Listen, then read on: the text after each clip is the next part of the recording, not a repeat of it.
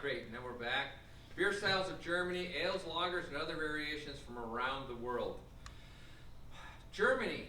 Germany is probably the fatherland for all lagers and all clean style pilsners, helles, dunkels, and just a plethora of different beers that people wind up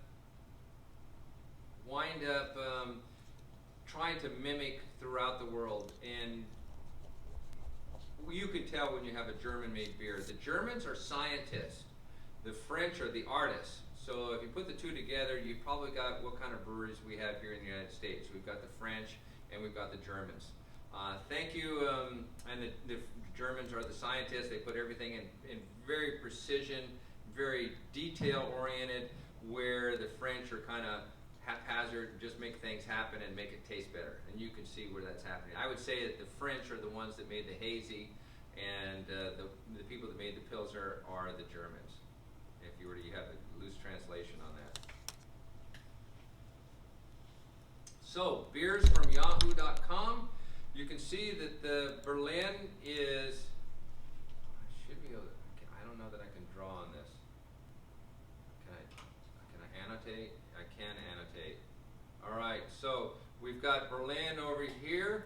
And remember that hops like to grow just above or just below this line here. So in this area, there's going to be more malt accentuated. There is a very industrial parts of the country up in here, so you think blue-collar people.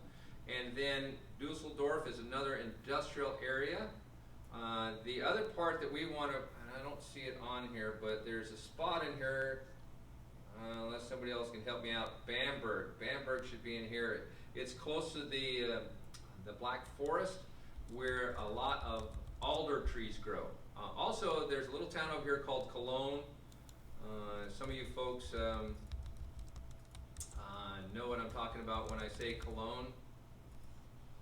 Something, it's something that people wear or to make them smell better and such.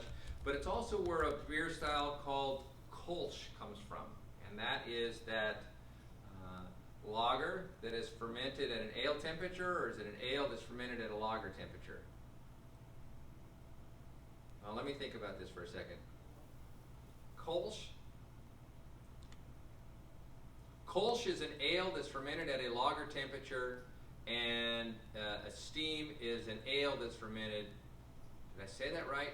Let me write this down here real quick. Maybe you can see it, right? Participants. Oh, this is fun. Okay, great. Any chats on this one? Anybody want to chat? Somebody look that up for me real quick. They're between a steam beer and a Kolsch.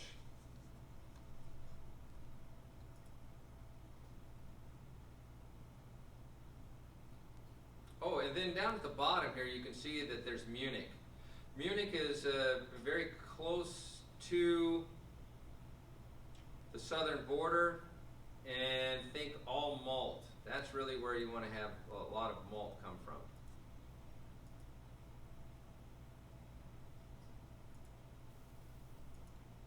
Okay, let's move on.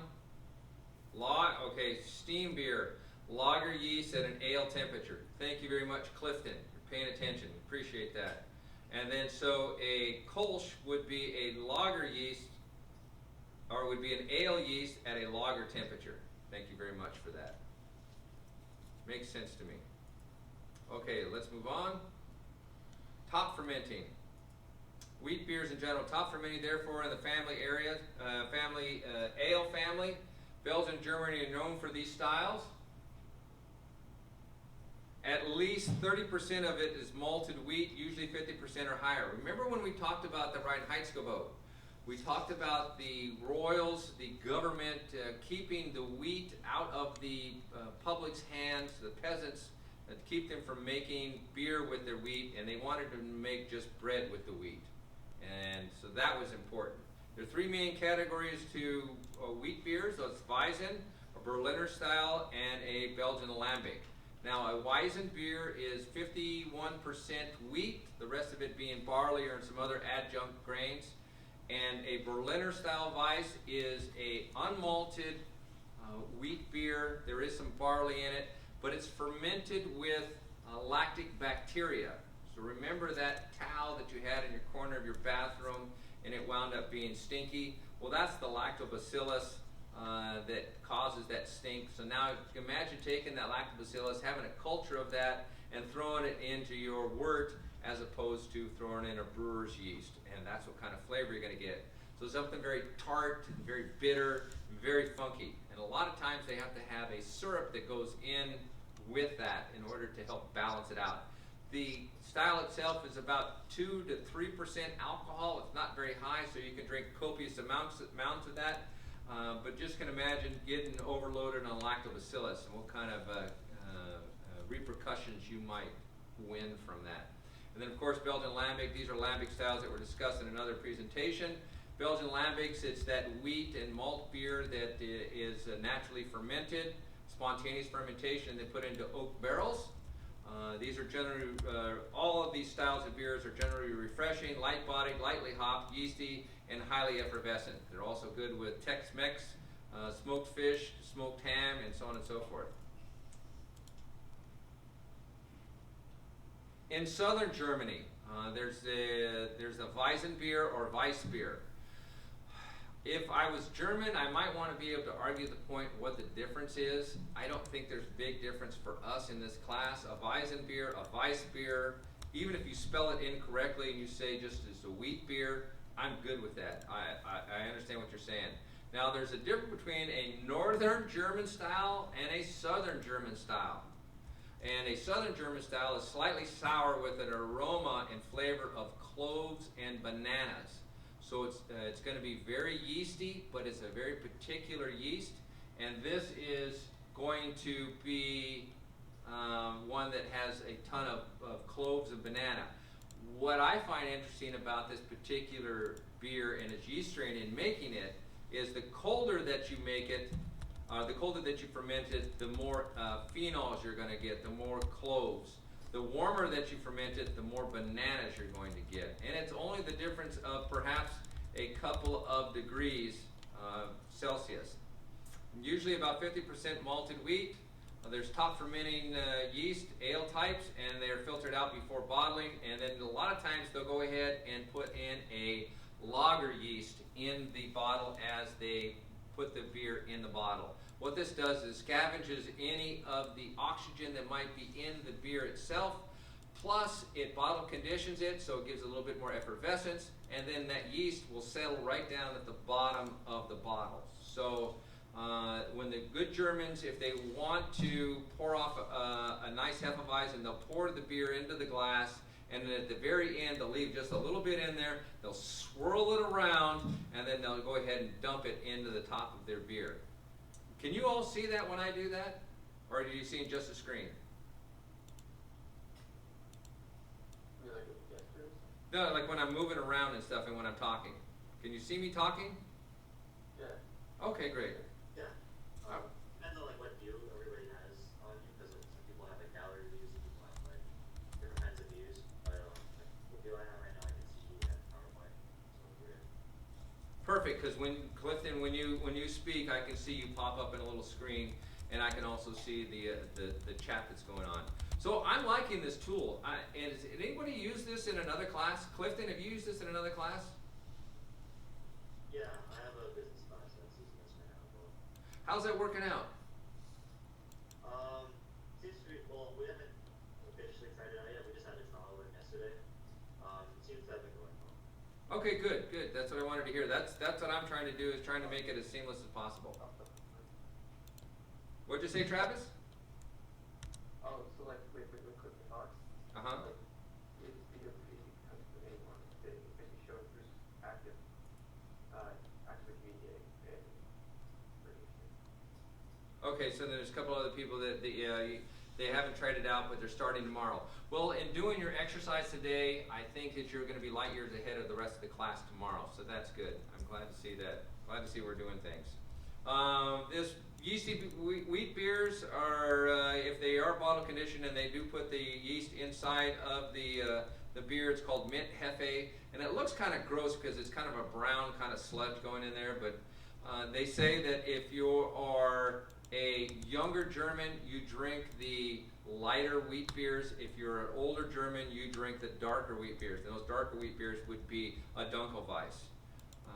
And usually they're about 4.5% to 5% alcohol. And I would love to be able to share some of these with you today, but unfortunately, I think you're probably going to be watching me drink the beer and taste it and describe it as opposed to being involved in that. But what I would encourage you, that we had one student that wanted to be able to taste the beers, like I said, along with everybody else. And so I would suggest that you go to your local retailer, pick those up, and you only need one of them and such. And you can imagine having 4 beers sitting there drinking with me. You're virtually, you'll be at home. You'll get to have more than 3 ounces if you want, but anyways, I digress. Dunkelweizen, Southern German origin, darker version of a Weizen beer, usually a bit stronger, between 5 and 6. Perhaps that's the real reason the older people like it, because they can get there just a little bit quicker. They don't have to go to the bathroom as much. There is some chocolatey maltiness, tones down some of the clove and banana characters. It winds up becoming very, very round and easy drinking. You've got a little bit of banana, a little bit of clove going on there, but then there's also some chocolatey maltiness, and there's more malty for it, and it just winds up being a much more quaffable beer for me.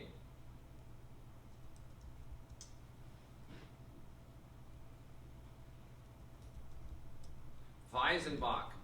So when I say Bock, what do I mean when I say Bock? I'm saying that it's got a little bit of a kick to it. This is a beer that is, wait, we haven't tried that starting tomorrow, okay, and then somebody sent me a Zoom JPEG. Sorry, I'm not gonna open that JPEG right now. I'm gonna go ahead and wait on that because I'm not exactly sure what it is, and I'm not sure how that's going to affect what we've got going on. Now, Weizenbock is a top fermenting yeast. You can see how it's bolded here. The reason it's bolded because that's part of being on the test. It may be light, which is Helles, or it might be dark, which is a Dunkel. They're stronger and more robust than a Dunkelweizen. Today we're going to be drinking Celebrator Doppelbock. It's weighing in at close to 8.5, I believe. The Weizenbocks are usually between 6.5 and 7.5% alcohol by volume. Clove and banana characteristics are more subtle, and commercial example, AleSmith Weizenbock, or what I would say, Celebrator Weizenbock. It's a screenshot of how my screen looks, you asked. Oh, great, thank you very much. That must be Doris? Okay, that's D. Munham. I think I know who that is. Okay, great.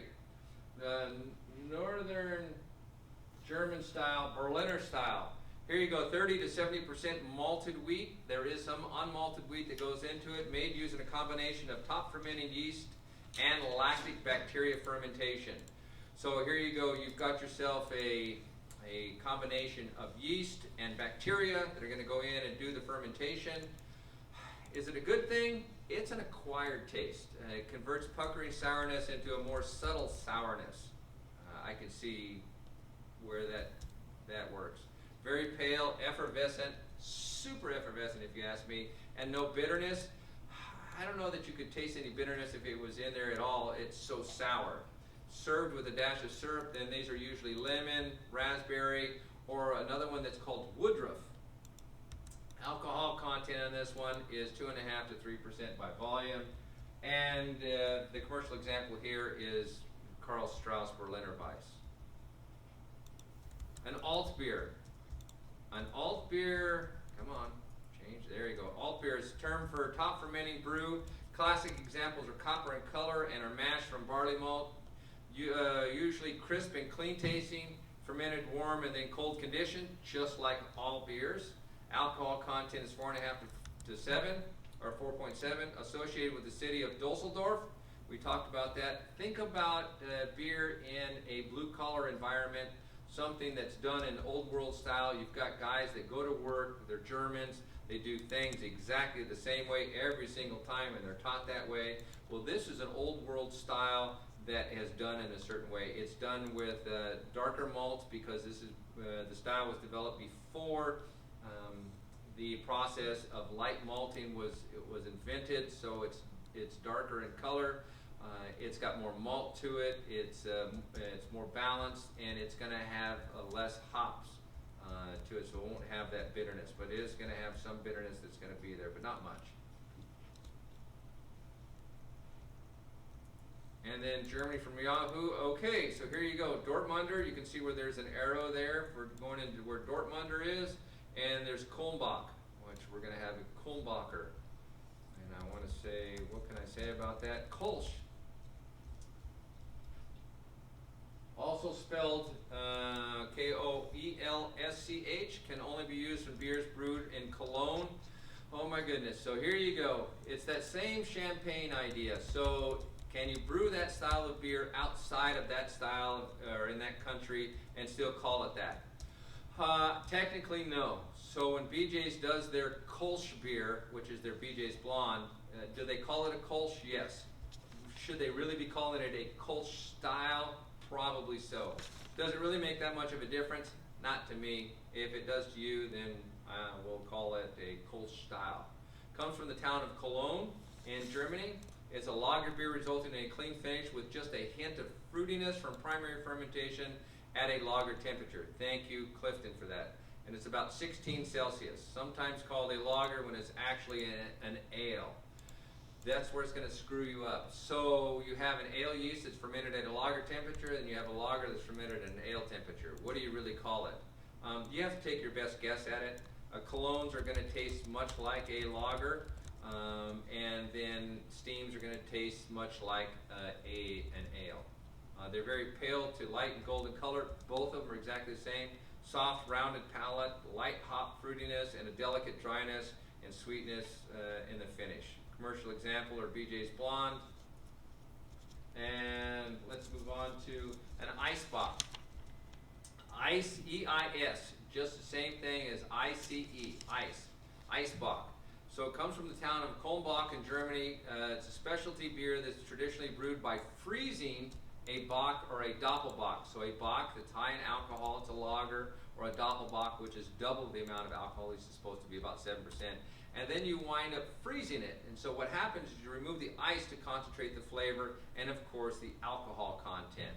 The alcohol won't freeze, but the water inside the beer does freeze. So you wind up taking away the water out of it and thus distilling it, making it stronger. It's dominated by a malt nose. There's usually no hop aroma. Deep gold to dark brown in color. The only ones I've ever seen and the ones that we're going to have in class are dark brown in color. Lagering provides really good clarity, which means that the yeast and all the other proteins flocculate up and out. There's a rich malt and concentrated alcohol, and it's full-bodied with low carbonation. Kulmbach or Icebock. I think we have, which Icebock do we have? We have Einstock. We don't have Icebock. Oh, we have Einstock. We don't have the Icebock. Sorry, digress on that. Made a mistake and I got caught on it.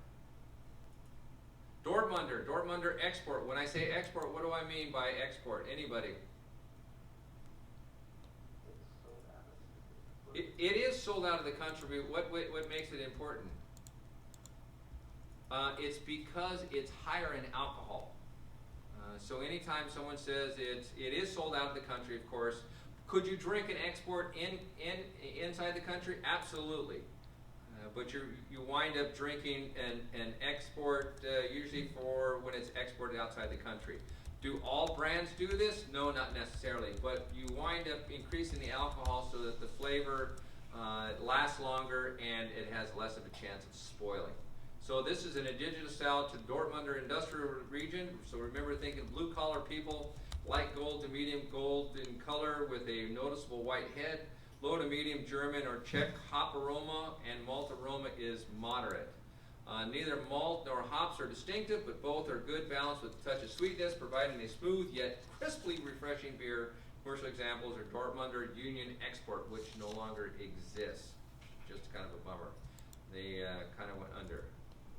And then a Munich Pale. Anytime somebody says a Munich beer, I want you to think malt. You've always got to think malt first whenever you're going to Munich. It's also called a Münchner Helles. So Helles is pale. Münchner, think of they're saying that it's from the town of Munich. Unlike Pilsner, this pale lager is a malt accentuated beer that's not overly sweet. So it doesn't have that cloying sweetness at the end, but focuses on a malt flavor and subtle hop bitterness. Do they stale any of their hops? No. These are all good fresh hops that they throw in there, so there is some nice hop bitterness to it, but it's a hop spiciness. It's not the bitter that you might think of an IPA or such. Medium gold, deep gold in color with a creamy head, slightly sweet with a malty profile, clean, no fruitiness, medium body, medium carbonation, and Hacker Shore Munich Edel Hell is a perfect example of this. Munich Dark, guess what I'm thinking when I say Munich Dark? So another malt accentuated beer. It's a lager style and it's darker. So it's just like the Helles except it's dark. Just like a dark Hefeweizen is dark in color and a light Hefeweizen is that way, is light in color. You're going to have the same way here. So a Munich Dark is going to be darker and a Munich Pale is going to be lighter, Munich Helles. Also called a Munich Dunkel. Also focuses on malt without being too sweet, may have notes of chocolate and toffee. So just like the Hefe Dunkel, this one's going to have the same type of darker flavors from it. Amber to dark in color, clear creamy tan head, maybe slightly sweet, but should not have a pronounced crystal or caramel flavor. Burnt or bitter flavors from roasted malt should not be perceived. Hop bitterness is low and commercial examples are plentiful. Now I'd like you to take a look at the bottom of that one. Negro Modelo. This is a Munich Dark. So the next time you go into a Mexican restaurant and you order a Munich or a Negro Modelo, be sure to tell them this is a Munich style beer. And it is a perfect example of that. It's light, it's easy drinking. It's on the lower end of the flavor profile, but is definitely a Munich Dark. And then the one that I'm really bummed about that you folks are going to miss, but I'm going to make it up to you, and I'm not exactly sure how, but it is a Roush beer. Yeah, I love Modelo too. Is a Roush beer. Now, Eric and I went online and we were trying to look up how you say this beer here at the bottom. It's a, I can't even say it, but it's the name of the beer, and you'll see it in the PowerPoint for the beers that we're using. We tried listening, trying to say it, but my German is not that good. And every time I've got a real good friend that's German, and he speaks perfect English and perfect German, and every time he tries to get me to speak German, I just butcher it, so I don't even like to go there. So I'm just going to call this a Roush beer. And Roush beer is a pretty common way of saying it. And this is caused from smoked malts. So during the kilning process, remember we take our grain, we get it out of the field, we allow it to grow for about 3 or 4 days, we cause the malting process, and then we have to dry it or we have to kiln it. As we kiln it, now in the olden days, that sounds really old, doesn't it? In the olden days, you wound up taking a wood-fired kiln. Well, what kind of wood would you put in there? Well, they were right next to the Black Forest. So if they're next to the Black Forest, you would grab that wood that was there. This was alder wood. And I want you to think about smoked salmon. If you've ever had smoked salmon, this is exactly what this beer smells like and tastes like. Now, this is a Roush beer. It's used smoked malt, and its production of this is dark bottom fermenting specialty lager. So the one we're having today is a Märzen, which means it's produced in March. It's got smoked malt in it, and it is consumed right around Oktoberfest. Principally made from around Bamberg. The beer smells like smoked salmon. Yes, it smells exactly like smoked salmon, and it tastes like smoked salmon. When I first tasted this style of beer, I thought, how could anybody drink this? Because it makes it taste like you're licking an ashtray. And why would you want to have a beer that tasted that way? Well, there's some people that do, and it is an acquired taste. But it's a great style, and it just blows your mind when you do taste it. So Christopher, welcome Christopher, good to see you here. Principally made around Bamberg, produced around 5% alcohol, so it's an easy consumer. There are Bock versions, which means you can make it higher in alcohol. Served with Bavarian smoked ham or bagels and lox, and we put that one in there just because there's not much else to say about this Roush beer other than it's delicious and it tastes like licking an ashtray. And then there is a Märzen. A Märzen, just think of a March beer. That means March, Märzen in German. I know I'm beating that one up, but you can see the little umlaut on that. It's a lager style, originated in Bavaria. Bavaria is a region in the Alps in Germany, and it kind of goes around a certain area, but that's all Bavaria, but just think German. Brewed in March with higher alcohol content to last through summer. And remember, what they do is they don't let this sit out in the sun or in a warm fermenter. This is brewed in March, and then it's laid down into the caves in the mountains, and where it's nice and cool, about 45 degrees Fahrenheit, maybe 45, 50 degrees, someplace in there, and it's lagered all summer long, so it stays at that same temperature. So as it's lagering, it's fermenting, and it winds up mellowing out. Medium strong to amber in color with multi accents. Medium hop finish is mildly sweet, associated with September and October, but consumed throughout the summer, as you should. Why not? This was my favorite style of beer several years ago. When I went to Gordon Biersch, Dan Gordon toured me around the brewery, and we had BJ's corporate executives that were following us, and he and I were running through the brewery because he and I were on the same page. He says, hey, you want to go drink some beer? And I said, yeah, let's leave these corporate guys behind us. And so we left them because, you know, they were looking around at the equipment and they had no idea what they were looking at. And it was kind of funny. And we walk up to this one fermenter, and it has a proof coil on it. A proof coil is just a series of a coil that's kind of coiled up, and it's got a long tail on it, and it taps into the tank. And what it's made for is proofing the beer that's coming out of the tank. So a brewer can consume some of the tank, know what the carbonation level is, and be able to put it into a glass and be able to consume it. And that's all it's made for. And he had this nice proof coil and a rack of glasses right there. So he and I were drinking off of his Märzen tank, his Oktoberfest beer, unfiltered. It was naturally carbonated. Alcohol content was about 6%. And we must have had 3 or 4 pints before the corporate people even ever showed up. And it was a beautiful experience. So Dan Gordon, love him to death. If he's out there watching, hey Dan. I wound up having a great time. It's one of my fond memories. Medium hop, finish is mildly sweet, associated with September and October, good with chicken, pork, and spicy foods. Then there's also a Bock. A Bock is a strong lager similar to strong ales, brewed in the fall and served as a warming beer in late winter, early spring, or next autumn. So it can be laid down for about a year if you want it to. Bock in German means goat. I like to think of it as it has a kick. Can be light and helles, or it can be dark as a dunkel, usually sweet with higher alcohol content of 6 to 7.5. Darker styles are designed to minimize the burnt characters of the roasted grain. The roasted grain, remember, it's going to be bitter, so they want to minimize that burnt character so you have the color and you have the flavor, but you don't have that burnt sugar bitterness that goes along with that. And then there's always a Doppelbock. A Doppelbock, which means a double bock.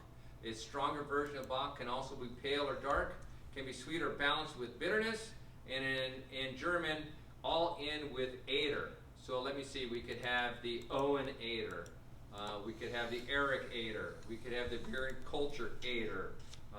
We could have, oh, Nicole just hit me up from her phone, the Nicole Eder. So anything that has the Eder at the end of it means that it is a Doppelbock. So whenever I see the movie like Terminator, I'm thinking, ooh, what a great name for a Doppelbock. Usually 7.5 to 14% alcohol. Yes, this is a lager yeast that will go to that high of alcohol tolerance. Highest alcohol versions are sometimes called a triple bock. I've never had a triple bock that I'm aware of. Some people might think that they're making a triple bock, but is it truly a triple bock? I would love to taste it and argue that over a pint. A pint of triple bock. Can you imagine that? 16% alcohol, a pint of it. Yeah, that'd be something else to talk about. Great with tomato sauces, red meat, game, and chocolate desserts. And then a light lager. We all know what these are. These are those mass-produced beers. Bitburger, Warsteiner, anything else like that. It's a light lager. It's what Budweiser is supposed to taste like. When Adolphus Busch went over to the Czech Republic and stole it, this is the type of beer style he was looking for. Now, the big difference between a German light lager and a Czech light lager. Germans are a little bit more hoppy, and the Czech lager might have a little bit more diacetyl, and that's really the only difference you can tell between the two of them. There's a place in Denver, Colorado. It's called the Sandlot. It's at the baseball stadium. If you ever get the opportunity, go there. They have 4 or 5 different light lagers on tap, and they're true to style, and they win medals every single year for their light lagers. And you can taste the difference between the German and the Czech, and a Polish, and different style of lagers that are all over the place. And it's a beautiful experience. You get an opportunity to go. Similar to Pilsner, but hops are not predominant. Maybe I had that one wrong. Is it the Germans that are lighter in hops, or is it the Czechs that are lighter in hops? How about that in the chat? There you go. Clifton, tell me, is it the light lager from Germany that has more hops than a Czech, or is it a Czech that has more hops than a light lager from Germany? We'll wait for a color. We'll wait for that. Search it up right now? Yes, if you could. Czech might be. If we go off of my PowerPoint here, it looks like Czech would be higher in hops and such. And I love to be corrected, and I always forget things, but having you folks along here helps me teach the class in a lot better way.